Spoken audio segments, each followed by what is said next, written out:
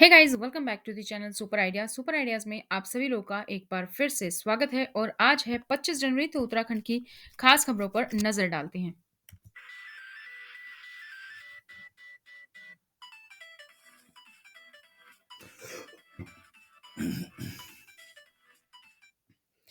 तो दोस्तों, अगर आप लोग इस चैनल पर नए हैं और अभी तक आप लोगों ने इस चैनल को सब्सक्राइब नहीं किया है, तो चैनल को सब्सक्राइब करें, साथ ही बेल आइकन को प्रेस कर लीजिए ताकि जैसे ही वीडियो अपलोड की जाती है उसकी नोटिफिकेशन आप सभी लोगों को मिल सके। तो अभी समय है उत्तराखंड लाइव न्यूज का, और ये न्यूज आप लोग के लिए आती है हर रोज सुबह ठीक 7 बजे।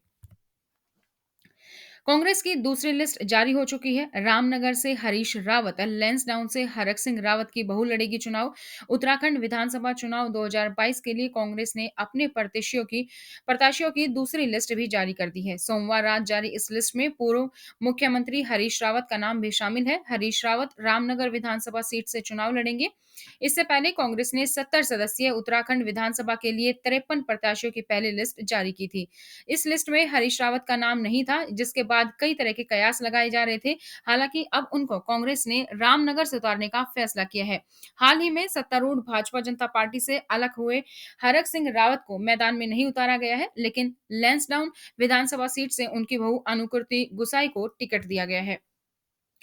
अमरिंदर सिंह का दावा, सिद्धू को कैबिनेट में लेने के लिए पाकिस्तान के प्रधानमंत्री ने की थी सिफारिश। 5 राज्यों में विधानसभा चुनाव के लिए प्रत्याशियों का ऐलान होना शुरू हो गया है। राजनीतिक उठापटक के बीच चुनाव जीतने के लिए राजनीतिक दलों ने पूरी तरह से ताकत झोंक दी है। नेताओं के दल बदलने का सिलसिला भी जारी है।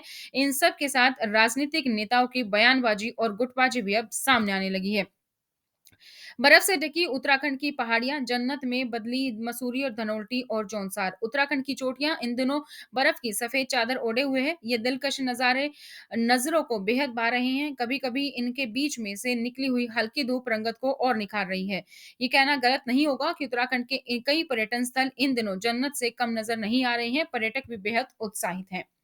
सरकार बनी तो एलपीजी सिलेंडर की कीमत 500 रुपए के पार नहीं होगी, घोषणा पत्र में कांग्रेस का दावा है। उत्तराखंड विधानसभा चुनाव को लेकर कांग्रेस ने स्टार प्रचारकों की लिस्ट जारी कर दी है। इसके साथ ही पार्टी ने चुनावी वादे भी किए हैं। देहरादून में छत्तीसगढ़ के सीएम और कांग्रेस नेता भूपेश बघेल ने बड़ा बयान किया है। उन्होंने कहा कि आज हम अपने घोषणा पत्र में वादा कर रहे हैं कि उत्तराखंड में सरकार बनाने पर एलपीजी सिलेंडर की कीमत 500 रुपए के पार नहीं जाएगी। कोविड 19 के चलते 31 जनवरी तक बंद रहेंगे उत्तराखंड के सभी स्कूल। उत्तराखंड के बाद उत्तर प्रदेश के बाद उत्तराखंड ने भी स्कूल को 31 जनवरी 2022 तक बंद करने का फैसला किया है। उत्तराखंड सरकार ने कोरोना वायरस महामारी प्रकोप के चलते 12वीं क्लास तक के सभी सरकारी और प्राइवेट स्कूल बंद करने का फैसला लिया है। इससे पहले स्कूलों को 22 जनवरी तक बंद किया गया था। सभी स्कूलों के अलावा आंगनबाड़ी केंद्रों को बंद करने की घोषणा भी की गई है।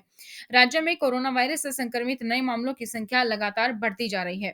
उत्तराखंड में अगर हम 24 घंटे की बात करें तो 3064 नए कोरोना संक्रमित केस सामने आए हैं, जबकि 11 मरीजों की मौत हुई है। सोमवार को सक्रिय मामले भी 31,000 पार हो गए हैं। स्वास्थ्य विभाग के मुताबिक सोमवार को देहरादून में 870, हरिद्वार में 485, नैनीताल में 243, उधम सिंह नगर में 529, अल्मोड़ा में 148, चमोली में 169, टिहरी में 58, पौड़ी में 306, बागेश्वर में 67, पिथौरागढ़ में 37, रुद्रप्रयाग में 25, उत्तरकाशी में 99 और चंपावत जिले में 28 संक्रमित केस मिले हैं। भाजपा ने अब तक 59 प्रत्याशियों का ऐलान किया है। कांग्रेस और आप के उम्मीदवार भी मैदान में हैं। उत्तराखंड का चुनावी मिजाज इस बार कुछ अलग दिख रहा है। पिछली बार कांग्रेस छोड़कर भाजपा में आए कई नेता वापस कांग्रेस का दरवाजा खटखटाने लगे हैं। आम आदमी पार्टी ने भी पूरी ताकत लगा दी है। बहुजन समाज पार्टी पहले से ही प्रदेश में जमीन तैयार करने में जुटी है। ऐसे में इस बार का चुनाव काफी दिलचस्प होने वाला है। सभी पार्टियों ने लगभग कई सीटों पर अपने प्रत्याशी घोषित कर दिए हैं। उत्तराखंड चुनाव 2022 में कांग्रेस ने 11 और सीटों पर उम्मीदवार हैं जो उनको तय कर दिया है। कांग्रेस ने साल्ट, चौबट्टाखाल, टिहरी, हरिद्वार ग्रामीण समेत कुल 6 सीटों पर उम्मीदवारों की घोषणा नहीं की है। नैनीताल भीमताल में कांग्रेसी एकजुट, भाजपा के लिए बनी चुनौती। नैनीताल और भीमताल विधानसभा में कांग्रेस इस बार पूरी तरीके से एकजुट नजर आ रही है। नैनीताल में संजीव आर्य पहले ही कांग्रेस से एकमात्र टिकट के प्रत्याशी थे। शनिवार रात को औपचारिक रूप से उनके नाम की घोषणा हो गई। वहीं भीमताल से दान सिंह भंडारी का नाम भी तय माना जा रहा है, जिस पर मोहर लगने के साथ ही दोनों ही क्षेत्रों में कांग्रेस ने अपनी चुनावी तैयारियां भी शुरू कर दी हैं। 2017 की तरह इस सीट पर कांग्रेस को इस बार भीतर से किसी तरीके की नाराजगी या बगावत का सामना नहीं करना पड़ रहा है। बीजेपी विधायक उमेश शर्मा काऊ ने भरा नामांकन, आशीर्वाद लेने पहुंचे सविता मंदिर पहुंचे सविता कपूर। उत्तराखंड विधानसभा चुनाव के मद्देनजर प्रत्याशियों के नामांकन भरने का दौर सोमवार को जारी रहा। विभिन्न पार्टियों के प्रत्याशी प्रत्याशी नामांकन भरेंगे। सोमवार को देहरादून की रायपुर सीट से बीजेपी विधायक उमेश शर्मा काऊ ने भी नामांकन भरा। इन चुनाव में भी वह रायपुर क्षेत्र के से मैदान में उतर रहे हैं।